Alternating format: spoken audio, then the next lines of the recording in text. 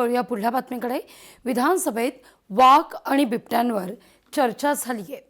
विधानसभेत नाना पटोले यांनी मुद्दा उपस्थित केला, त्यावर वनमंत्री गणेश नाईक यांनी देखील सभागृहात उत्तर दिले। पाहूया।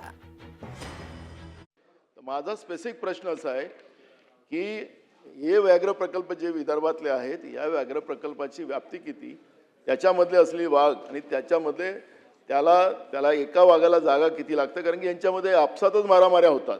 आमच्या मतदारसंघामध्ये ज्या एका मच्छीमार समाजाच्या मुलाचा त्याला मृत्यू झालेला वाघाच्या याच्यामध्ये, त्या कुटुंबाला आपण नोकरीमध्ये घेण्याचं, एक कुटुंबातला मुलीचा 4 त्याच्यातला एकाला आपण नोकरीवर घेणार का? 5-7 वर्षापूर्वी जी वाघांची घेण्यात येईल। खंड 2 व 3 खंड 1 संपूर्ण शीर्षक आणि हेतुवाक्य विधेयकाचे भाग समजण्यात यावेत।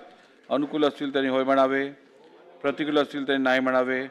होयचे बहुमत आहे, होयचे बहुमत आहे। खंड 2 व 3 खंड 1 संपूर्ण शीर्षक आणि हेतुवाक्य विधेयकाचे भाग झाले। अध्यक्ष महोदय, भारतीय सन 2026 चे विधानसभा विधेयक क्रमांक 30 भारतीय न्याय संहिता महाराष्ट्र सुधारणा विधेयक 2026 मान्य करावे अशा प्रकारचा प्रस्ताव आपल्या अनुमतीने मी मांडतो। प्रस्ताव असा आहे की सन 2026 चे विधानसभा विधेयक क्रमांक 30 भारतीय न्याय संहिता महाराष्ट्र सुधारणा विधेयक 2026 संमत करावे।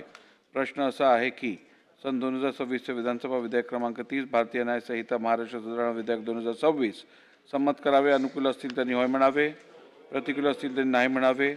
होयचे बहुमत आहे, होयचे बहुमत आहे। विधेयक संमत झाले।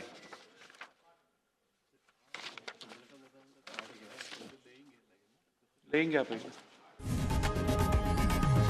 लोकशाही मराठी ऐका, पहा, जागरूक रहा।